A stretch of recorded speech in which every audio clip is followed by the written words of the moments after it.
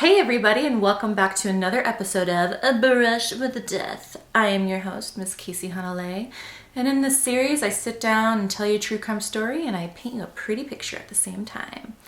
Does that sound fun to you? It's pretty fun for me so far. Who knows? I'll do it until it's not fun. How about that? So today we are talking about the young lady behind me, Miss Marilyn Monroe. So welcome, Marilyn. This piece I started actually a few years ago and it is not complete, so don't hate on it. There's something weird going on with her face and I gotta fix it. But anyways, I do that sometimes. I start something and then I just don't finish it ever. So she is incomplete. Anyways. Yes, today we are talking about Miss Marilyn Monroe, and you can see my, my makeup here is very Marilyn. We'll go over her life, her legacy, and her, suicide? I don't know. There's a lot of theories out there, guys. So let's get into it.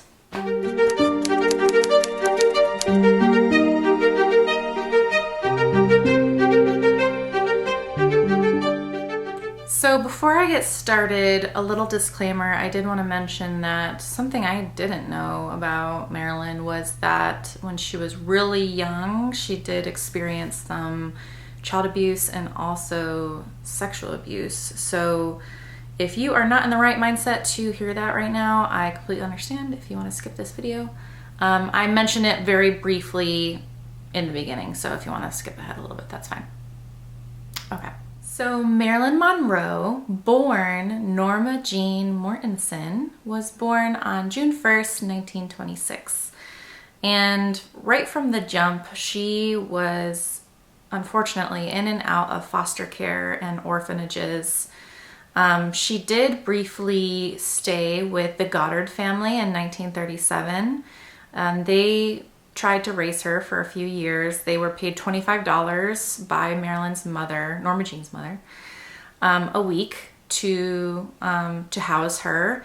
And they were said to be a very religious family, so she wasn't allowed to do what a lot of the kids were allowed to do, like go out and go to the movies and stuff like that. So she was very restricted at that time. And then Doc Goddard, the husband, he ended up getting a job on the East Coast, so they sent her back to foster care or an orphanage, back into the system. And that is where she experienced child abuse, and also she was sexually assaulted when she was 11. And then she ended up dropping out of high school at the age of 15. So already Norma Jeane is experiencing a lot of trauma, and we'll talk about this later, but I think this is where all of her, her issues and her struggles started, like most of us, with the childhood trauma. So we'll see that kind of play out later. So to add on to their already traumatic childhood memories, Marilyn did remember as an adult, one of her first memories was her mother trying to smother her in her bed, which, if it's true, that is very, I keep using the word traumatic, but I can't really come up with another word. Her mother was later diagnosed with some psychiatric problems and was sent to a hospital for the rest of her life. So again, with the childhood trauma and maybe some familial, mental illnesses, I think that has a lot to do with what ended up happening to Marilyn, right? So just to make a note of that, we paint her as this perfect sex symbol, right? But she had a lot going on, and the poor thing, just had a lot to deal with. So anyways, she never knew her father. She made up this rumor that her father was Clark Gable, which I don't know if she actually believed that or if she just said that, But the rumor started to pick up a lot of traction and people actually started to believe it, but no one could ever prove it. They never thought that he had met her mother or anything like that. And then in order to escape this like life she was in 1942, she met Jimmy Dougherty, who was a merchant marine, and she married him right away. So she was married at the ripe age of 16. Now back then, you know, that was a little bit more common, right, to get married really young. But 1942, do we remember what was happening in the world in 1942? Probably not a good time to be a Marine, but hey, the war ended, so there we go. Anyways, she wanted to get out of there. She wanted a new life, so she married Jimmy right away, and off she went. So Norma Jeane marries Jimmy. At that time, he was deployed to the South Pacific during World War II. And so to support the war effort, she started a job at a munitions factory in Van Nuys, California. Now, if you know her story at all, you'll know that this is where she gets discovered. She is photographed by photographer David Conover, and he immediately realized that she was very photogenic, and she had this like way of displaying sensuality without being like overtly sexual, right? So that made her very, very popular, and almost immediately she got a modeling contract. And then in 1946, a few years later, she was discovered by 20th Century Fox and signed a 6-month acting deal with them at that time.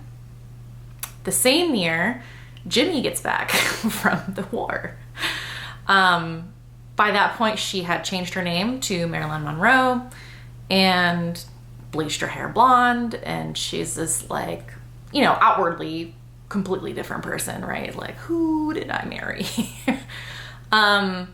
And you know, like, I don't really know how much contact they had, you know, like, I'm sure they could write letters and stuff, but like, again, like, I don't know how much he knew, right? So be interesting to see his reaction, right, to all of this. So yeah, so she, by the time he gets back, she's already like very well established as a model and as an actress. I mean, like, her rise to fame was so quick. Yeah. So I read that Marilyn wasn't initially seen as like a heavy hitter in the acting world, right? But pretty soon she proved them wrong. She had a lot of really good raw talent when it came to acting. She also had this like breathy voice that was super attractive, and also this like bombshell figure, right? And all that combined really brought the people in, right? So, and that's what you want. You want to make money, right? So, she also won a ton of honors during her acting career. The only thing was that she was pretty insecure about her acting abilities when she first started. So she had a lot of pre-performance anxiety. And that would sometimes make her like violently ill. And this led to her like chronic tardiness on set, which would like infuriate her coworkers and her like co-stars, right? A director later said of Marilyn that she would be the greatest if she ran like a watch, right? He later said, you know, I have an Aunt Minnie that's punctual, but no one wants to see Aunt Minnie on screen. Why did you have to throw Aunt Minnie under the bus? Like, what? You could have just said just be punctual, right? Anyways. And by the 1950s, she was kind of getting sick of like the dumb blonde, like stereotypical role she was getting, right? She was typecasted a lot. So she got sick of that. She moved to New York City and she decided to study under Lee Strasberg at the Actors Studio. So in the 1950s, this is where she had, I think, her most success, and she put out movie after movie, boom, boom, boom, boom. So with the help of my notes, I'm going to tell you what she put out in the 1950s. There's a lot, so bear with me. So in 1950, there was The Asphalt Jungle and All About Eve. In 1953, there was Niagara, and then Gentlemen Prefer Redheads. I mean, blondes. And then 1954, there was How to Marry a Millionaire, and There's No Business Like a Show Business. In 1955, there was The 7-Year Itch, which I have seen, and The Bus Stop in 1956. And then in 1957, The Prince and the Showgirl.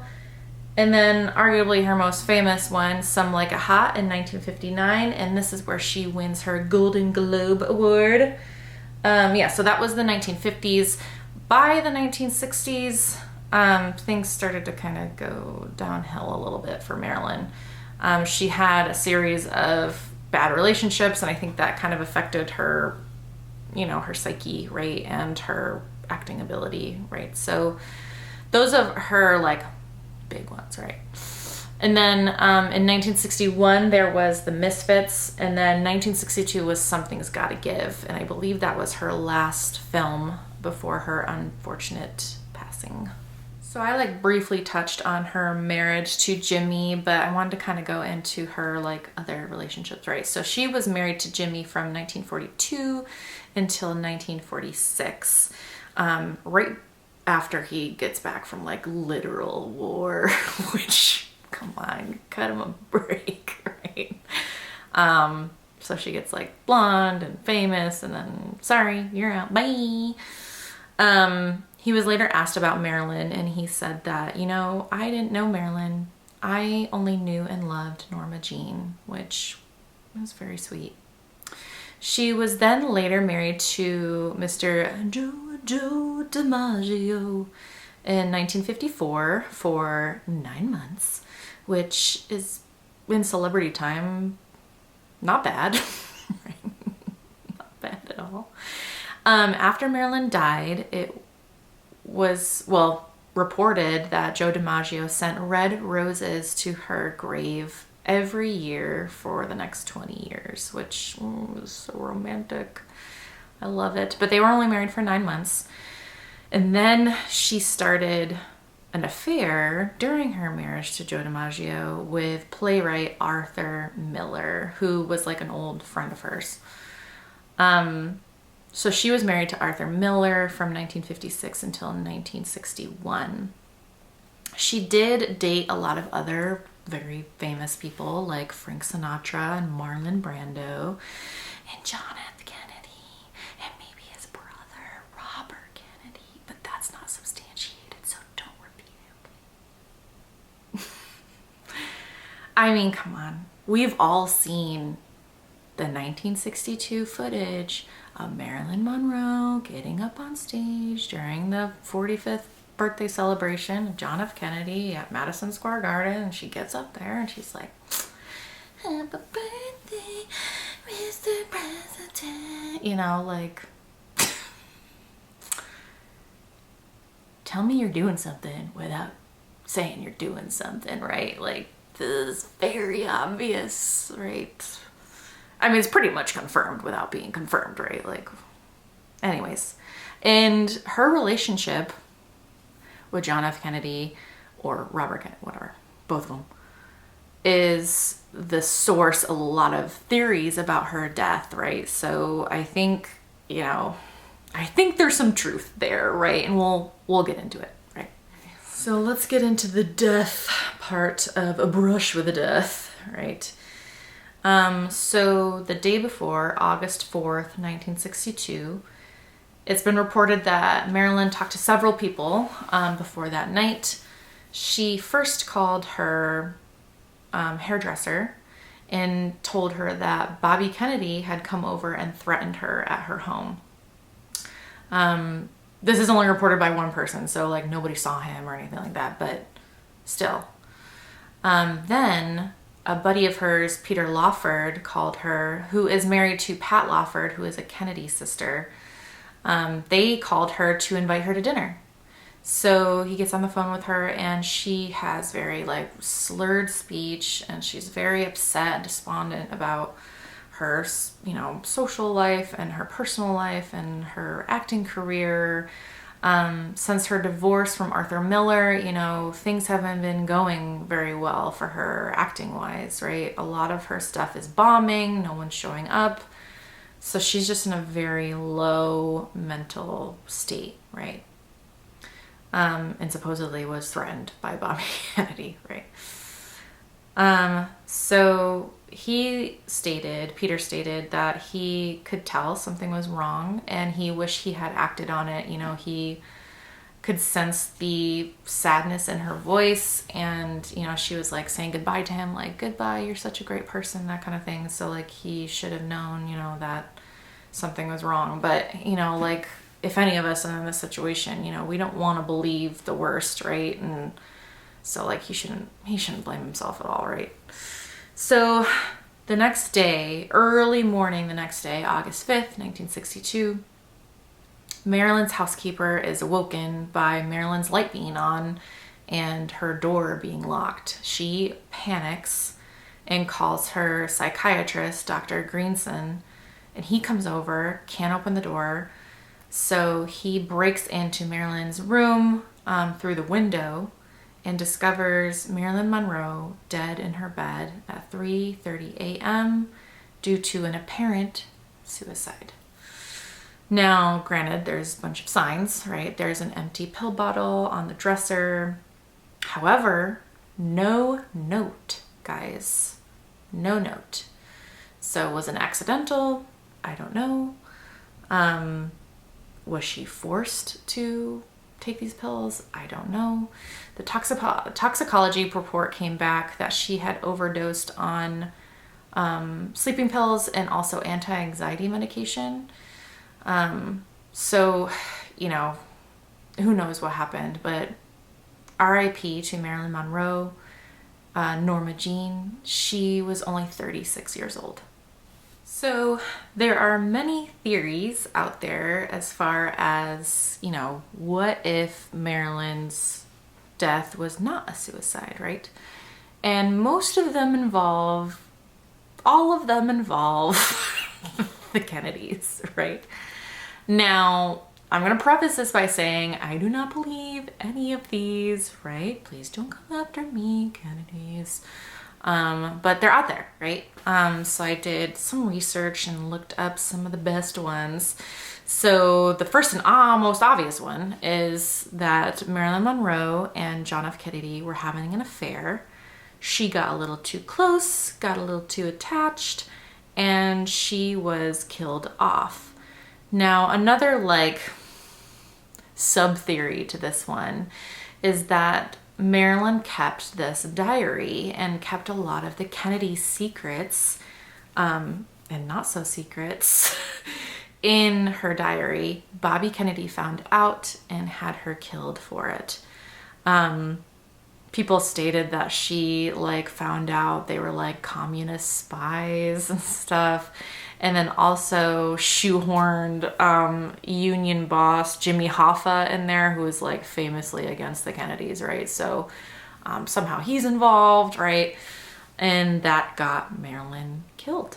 So, oh, it's a good theory, right? I mean, if the affair is true, then I could definitely see that, right?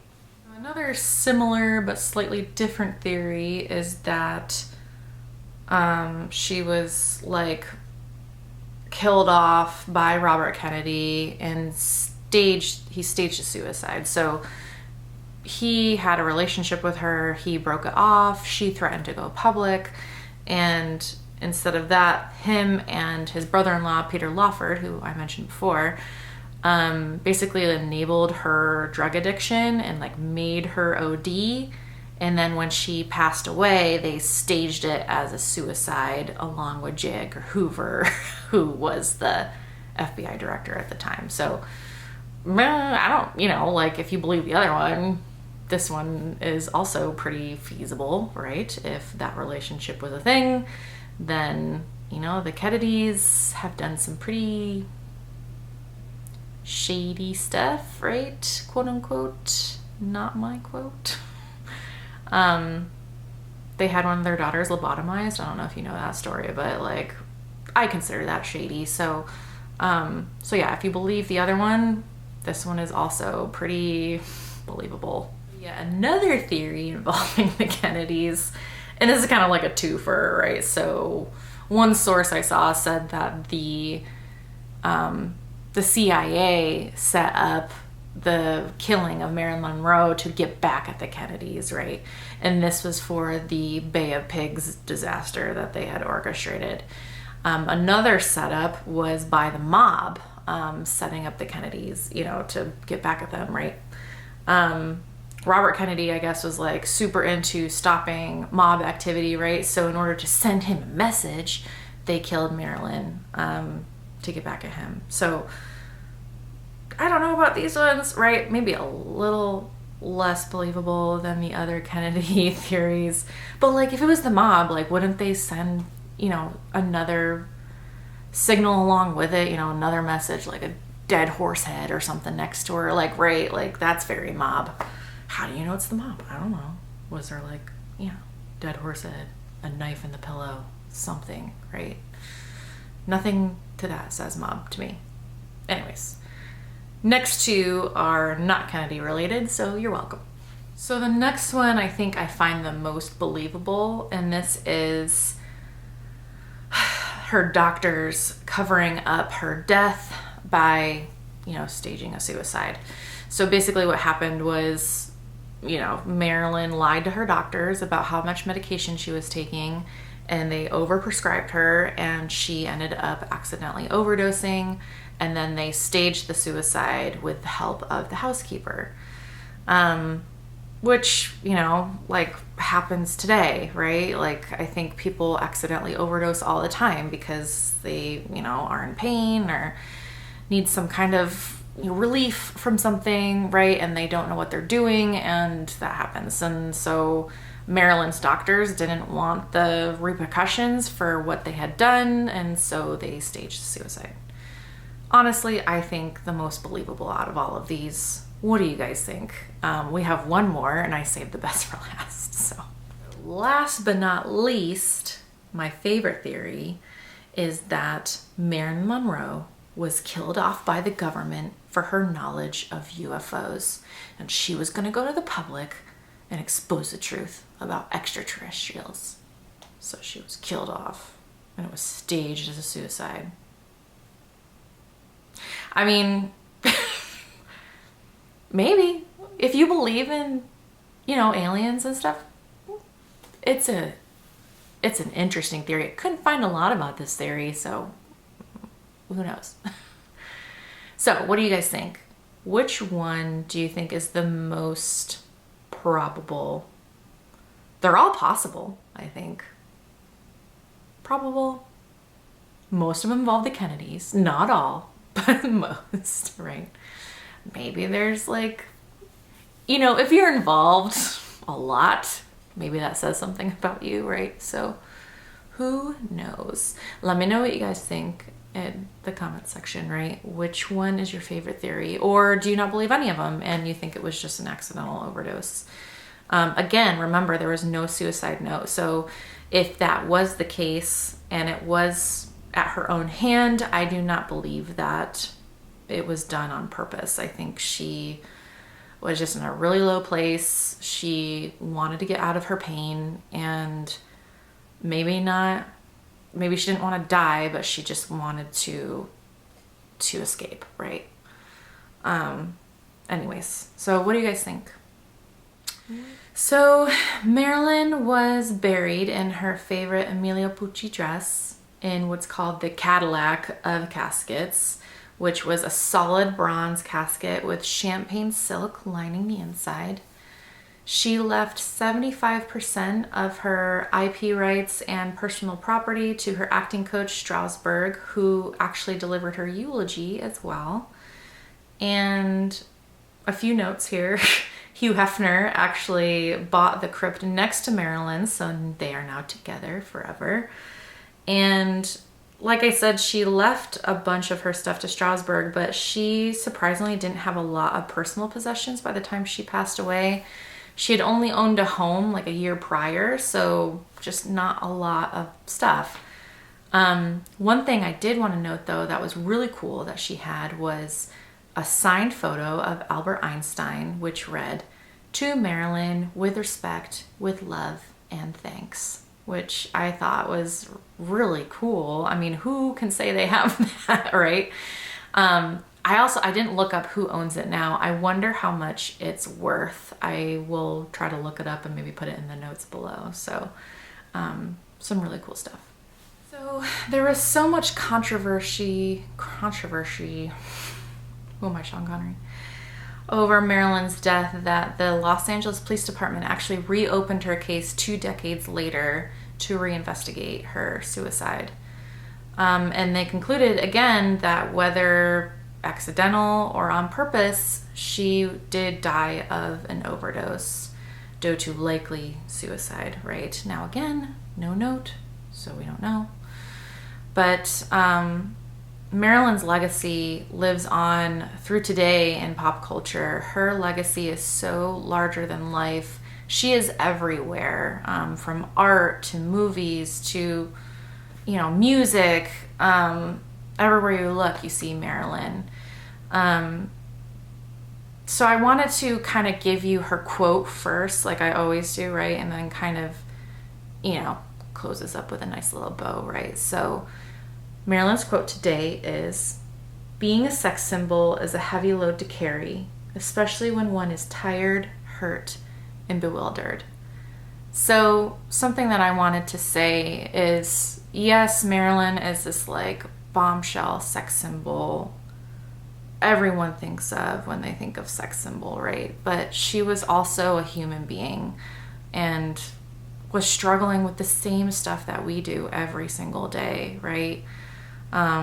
She dealt with addiction and she dealt with self-worth and all that stuff, right? And I think eventually it overtook her, right? And I just want to challenge you, next time you want to criticize a celebrity or, somebody that's in the spotlight, just try to imagine yourself in their shoes, right? What it must be like to have so much pressure on you, right? I think if we were all in that situation, we would react the same way, right? It would be a lot to handle, right? So thank you so much, Marilyn, for that reminder. And, like always, let's look at the finished piece. Oh my gosh, she's beautiful. Look at her. So I tried to do this one in a little bit like old Hollywood style, sepia tone with the pop of red. Oh, it turned out so good. And I don't know if you can tell, but like it has kind of this like very dark green background. So I tried to get a little contrast in there. Marilyn, you look so good and so beautiful. I see you. You're a human, right? Just like all of us. So, all right, guys. Well, I hope you enjoyed this one as much as I did. I think I'm getting a little better at this. I'm trying to get them out a little bit more of a regular cadence, right? So please be patient with me. But I'm so excited that you decided to join me again for one of these videos. And please be kind to each other. And I hope I see you in the next one. Bye, guys. Bye.